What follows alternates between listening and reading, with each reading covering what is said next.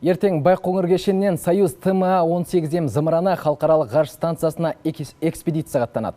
Бүгін мемлекеттік комиссияның сынынан сәтті өткен ғарышкерлер журналистермен ұшу алдындағы соңғы баспасөз мәслихатын өткізді. Тарихи сәт алдындағы экипаж мүшелерімен тілшіміз Нұрбек Байбосында кездескен еді. Бауыржан, Байқоңыр кешенінен жеткізер ақпар көп. Шу алдындағы соңғы күнде экипаж мүшелері әуелі мемлекеттік комиссияның алдынан өтті.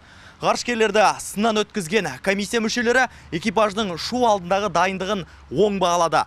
Ғарышкерлер халықаралық ғарыш станциясына сапар шегуге толық дайын. Айымбетов пен Могенсен бұл экспедицияда 9 тәулігін сонда өткізетін болады. Ал экипаж командирі Волков ары қарай ғарышта қалып, ғылыми зерттеу жұмыстарын жалғастырады. Сосын ғарышкерлер бұқаралық ақпарат құралдарымен де жүздесті. Шу алдындағы дайындығын тәптіштеп те жеткізді.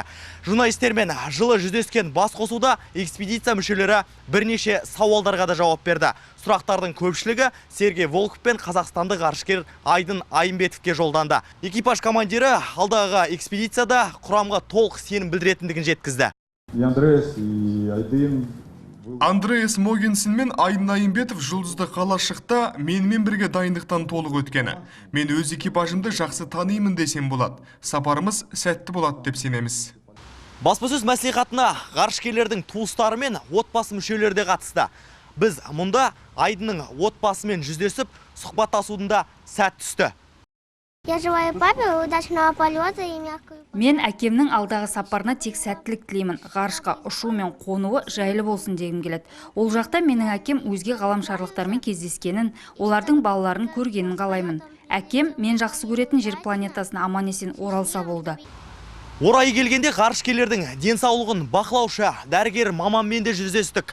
Сұхбаттастық. Айдын Аханұлының денсаулығына алаңдайтын ештеңе жоқ дейді Аққалатты Абзалжан. Нұрбек Байбосын, Қанат Еңсебаев, Руслан Айтмамбетов, Хабар, Байқоңырдан.